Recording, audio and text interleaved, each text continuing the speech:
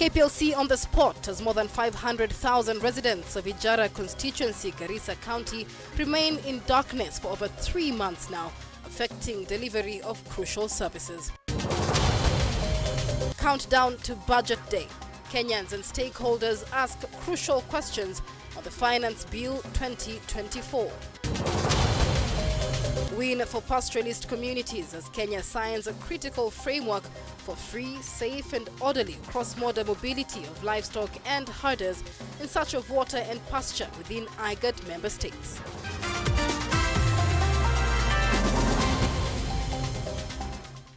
Good afternoon and welcome to the broadcast. Clement Muli is the sign language interpreter.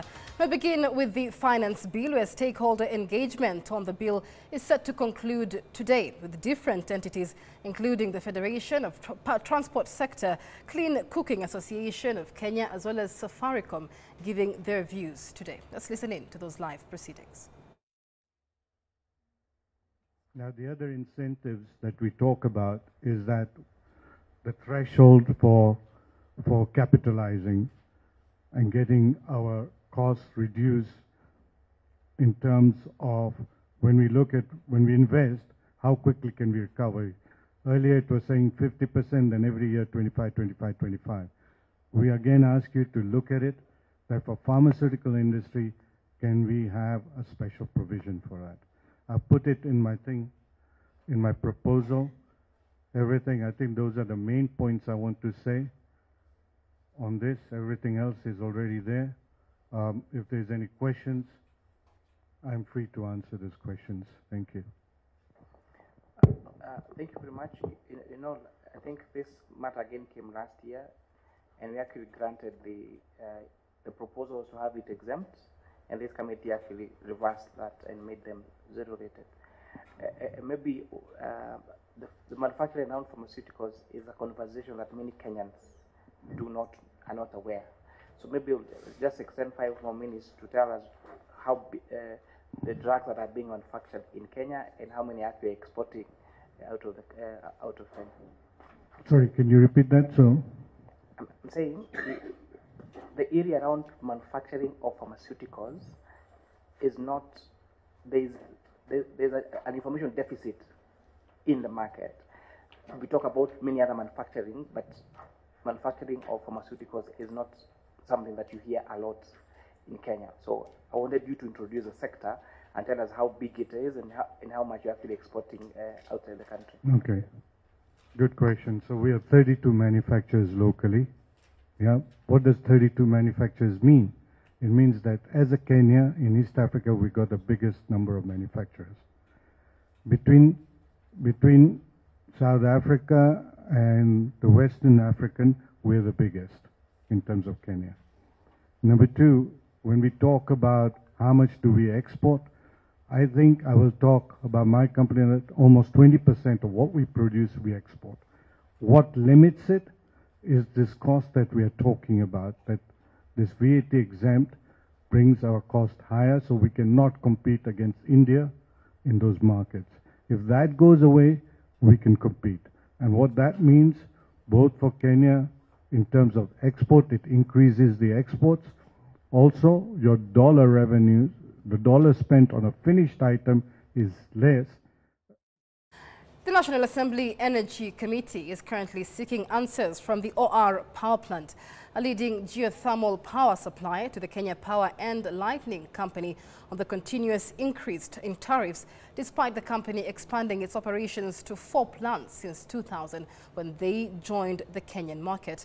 The Vincent Kawaya-led committee has questioned how the PPA as well as tariffs have not been negotiated for a long time, which has effects on the consumer charges. Let's cross over live and listen in. December 2023, it climbed to 83 million. So because we are of the talking payment within a gap of how many? Yes, the same month, huh?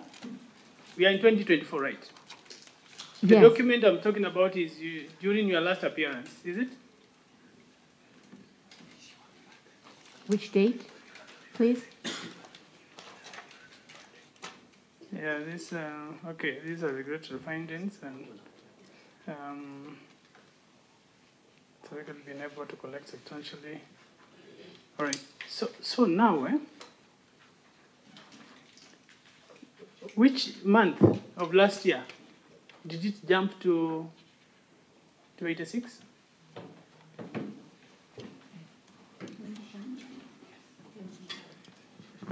The amounts that were outstanding were from April 2023 to December 2023. They paid several amounts within that period of time, and January up to May, January up to April this year, the debt was substantially reduced, and currently it stands at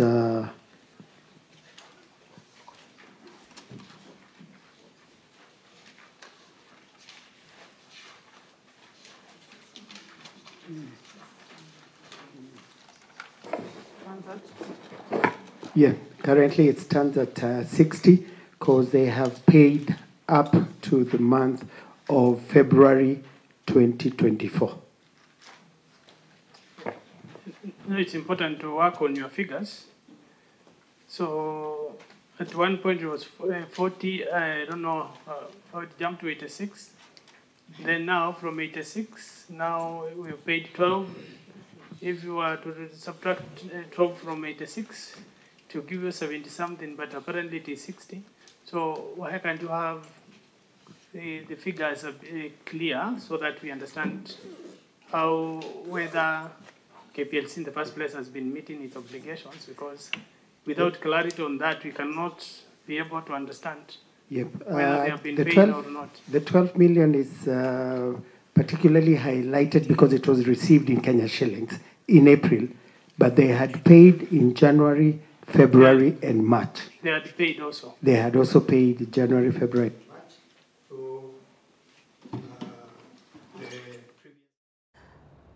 Meanwhile, more than 500,000 residents in Ijara constituency, Garissa County, have remained in darkness for 3 months now due to power blackouts, and efforts to remedy that have proved futile. The area MP Abdi Ali Abdi says that schools and hospitals have been affected. He is calling upon the Kenya Power and Lightning Company to find an urgent solution to the crisis.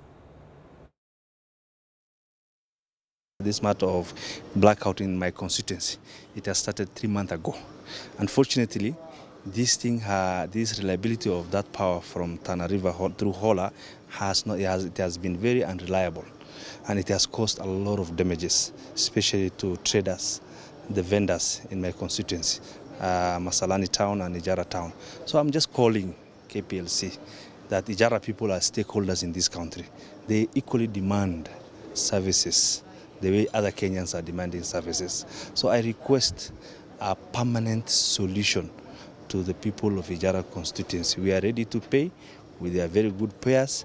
We are customers of KPLC, and we are asking KPLC to come up with a power station to address this reliability of power in Ijara constituency, mainly Masalani town and Ijara town. It's affecting the health sector. It's affecting the education sector. Purely people are using generators. They are buying diesels just to light up their facility. So that means that even anybody who want to go for Masalani has a level 4 hospital. So we have people who have operation going on there. So as you speak now, there's no water in Masalani, because through Kenya Power, we used to pump that water from the river. So imagine people are using jerrycans, 20 liters, to get water from the river, because the little water boozers that we had, it's already overwhelmed by the demands of the water in town. So that means power is an essential thing that we need in Masalani. When we get power, we get water. When you get power, we get electricity in our health facility and electricity in our education centers.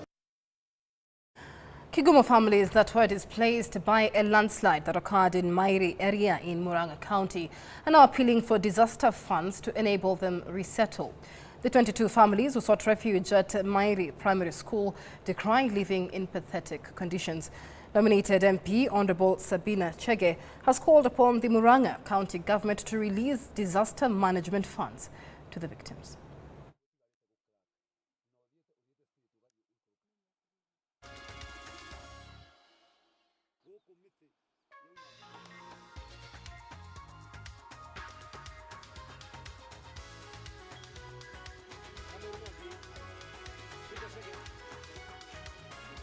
My humble appeal to the government is to send, whether it's Red Cross or the disaster management team, to come visit here Mairi Primary School and see the people who are affected from our region, to actually help them, rehabilitate them, take them, even look for alternative land.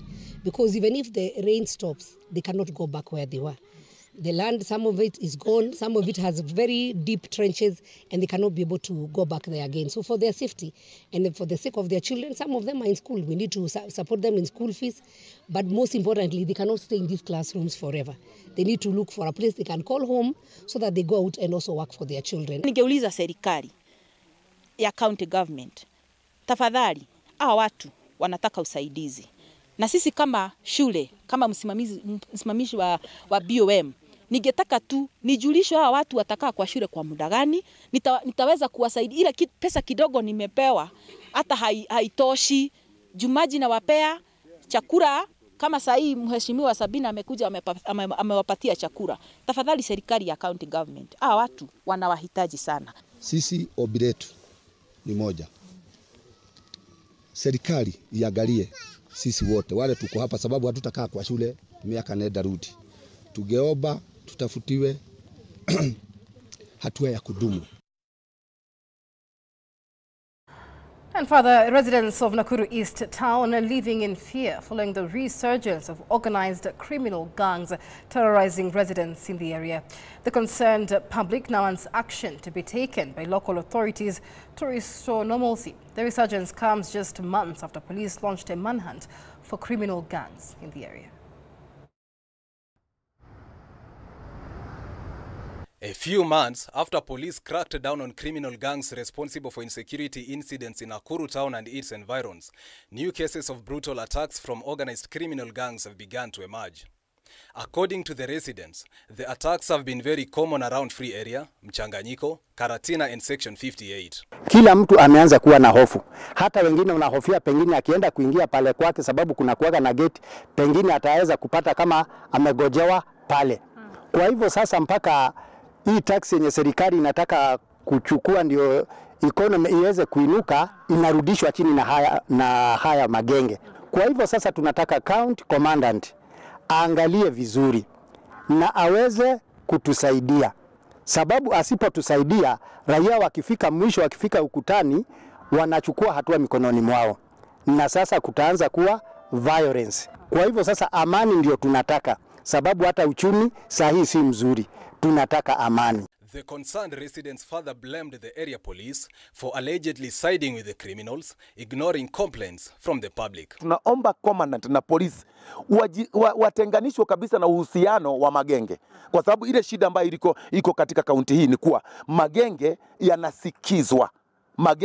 yanasikizwa sauti yao, lakini mwananchi wa kawaida anapotoa habari yake asikizwe. With businesses being affected and the public living in fear and terror, the Nakuru Town East members now want the Ministry of Interior to intervene by strengthening community policing, revamping and empowering peace committees, a move they say will promote peace and cohesion and solve the insecurity menace in the area. Hiyo security iweze kuangaliwa kwa makini sana, ndio tuweze kuendelea. Vijana wetu sisi tunasomesha na kuna vijana tuko na mashule, na sasa nikishindwa na biashara, that means hata mtoto hataenda shule, that means kila mtu atalala, na hiyo economy itaenda chini. Ikiwezekana wale wanahusika our county government wakuwe involved, hata huyo governor wacha akuje kwa ground angalie ni nini kunaendelea, kwa sababu hii ni sabotage ya government yake. Anthony Kwemoi, K24 TV, Nairobi. The Ethics and Anti-Corruption Commission is investigating allegations of fraudulent acquisition of a 5.12-acre public property situated in Karen, Nairobi, belonging to the county government of Nairobi by private developers who are demanding a 1.28 billion shilling compensation from the county government. The parcel of land was reserved for for sewage work and staff housing and is still being used by the Nairobi City Water and Sewerage Company as a sewerage pond. Visiting the site, Nairobi Governor Johnson Sakaja has vowed to take action against public officers who engage in land grabbing. Let's listen in to those events. As explained, this is public land that is in use in treating the sewer in this area.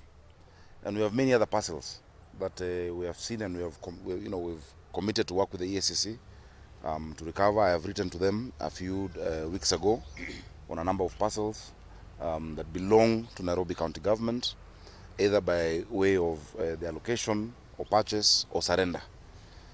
Now, we want to put land grabbers on notice.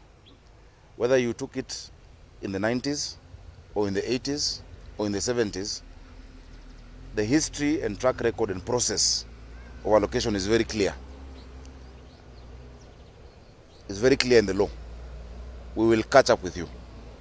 What belongs to the people of Nairobi shall remain for the people of Nairobi. There are those who think they have made it, they've made away with property, they've created fake titles.